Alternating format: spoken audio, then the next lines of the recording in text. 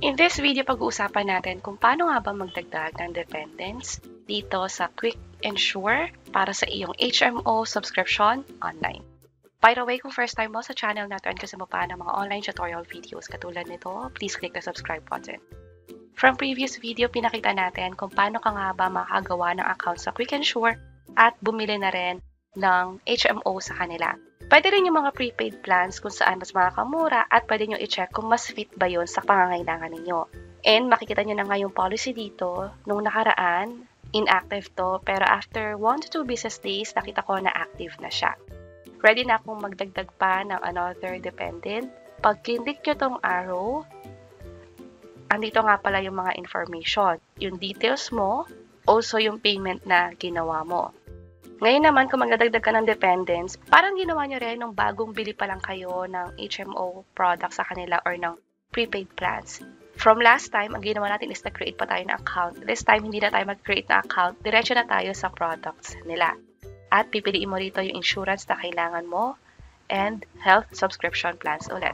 This time, mamimili ka na kung para kanino ba. Since dependent mo na siya, either spouse, my child, parent, or kapatid mo ba. Sa akin, i-click ko lang yung view all plans para walang filter na ma-apply. And then, piliin ko na yung same plan sa akin. Pwede akong pumili ng ibang plan as long as mababa siya sa original plan o sa plan na meron ako. Click ko tong view details at kunin ko na tong package ito. Although 18 to 65 ang nakalagay dito, applicable to para sa mga principal account holder. Ito yung unang account na ginawa natin o yung nag-create na account. But this time, since dependent na lang, pwede na yung less than 18 years old. Click ko tong get this package. Ito ulit yung reminder. And click ko lang yung continue. Individual for others.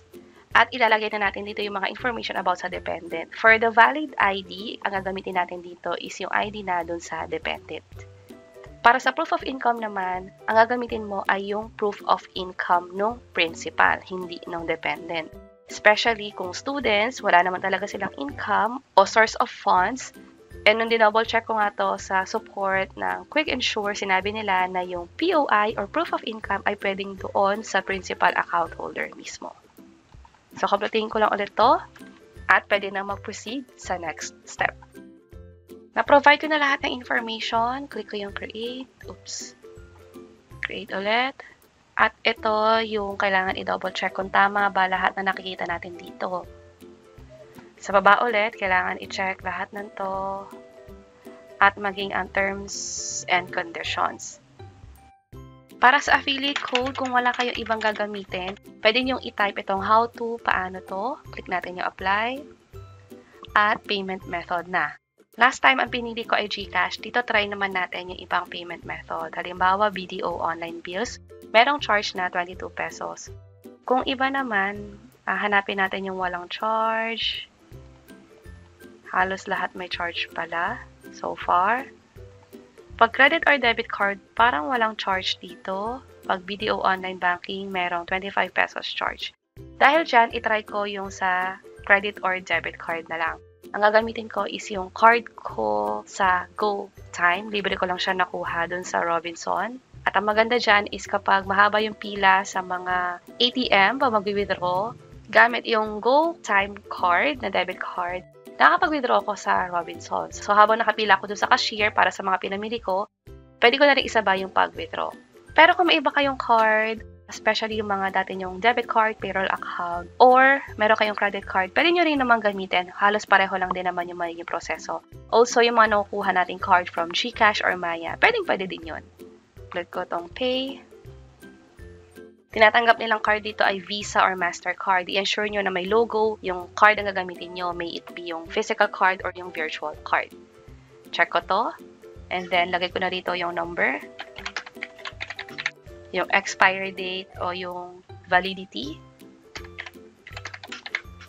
And yung CVV na din. Also, yung card holder's name, kung kanino ito nakapangalan. At i-click itong Pay Now. So, hintayin lang natin. Please wait while your transaction is being processed. Andito naman yung GoTime mobile app ko. Chine-check ko na rin habang pinaprocess yung payment kung mababawas na ba right away dito yung charges sa Quick Ensure. May na-receive akong PIN. Proceed tayo. Click ko tong submit. Gusto ko kapag may OTP, it means na hindi right away charge. Instead, makaka-receive ako ng notification. It means may transaction na nangyayari. And kapag i-approve ko na, pwede ko nang i-enter yung OTP na na-receive ko. Reminder lang na huwag ibibigay kahit kayo na yung OTP na natanggap nyo. Also, kung may natanggap kayo OTP na wala naman kayong ginagawang transaction na katulad nito, or kahit ano, magtaka na kayo, pwede na kayong tumawag sa banko para ma-double check. Pending pa yung payment dito, andito yung reference number, yung amount, and click ko lang itong continue. Your order is almost complete. Oops, hindi siya na-charge. Go to my account tayo. And pwede kong itry yung payment. Let's try it. Merong ibang payment method na nagpakita dito. Merong 7-Eleven, may charge siya na 40 pesos. BDO, Banknet, meron din. Tinatry ko kasi yung walang charges. ExpressPay, GCash, and Bluewilier. So may mga charges talaga. Balik tayo sa credit or debit card. Inulit ko lang yung buong proseso. Ganun ulit yung nakita natin. May pending. Click ko tong continue. Almost complete. And nag-fail ulit. So, ang gagawin ko is ibang method na retry payment ulit, pero debit card pa rin ang gagamitin ko or credit card. Click ko yung retry payment. Ibang card na yung gagamitin ko. Ito na yung sa BDO debit card ko. And same sa kanina, kukunin ko lang dapat yung physical card ko sa BDO at ilagay yung details dito. Paying na ulit. Hintayin ko lang yung code na ma-receive ko sa phone. Click ko yung submit. Hopefully, this time mag-proceed na. Click ko yung continue. And your order is complete. Go to my accounts tayo. At nakalagay dito na inactive pero fully paid. Katulad nung unang account, magiging active din to eventually. Also, i-check nyo yung email ninyo kasi possible mag-ask sila ng additional information. Or kapag may kailangan na i-update sa ID, halimbawa, kailangan pa nila ng another confirmation, pwede rin nilang hingin yon via email. I-make sure nyo na lang na taga Quick Care talaga yung nangihingi sa inyo ng additional information na yon. Ito nga pala yung na-receive kong email about sa transaction na ginawa natin sa Quick Ensure. Habang ito naman yung halimbawa ng email na pwede nyo ma-receive from Quick Ensure na nag-ask ng additional documents or information from you.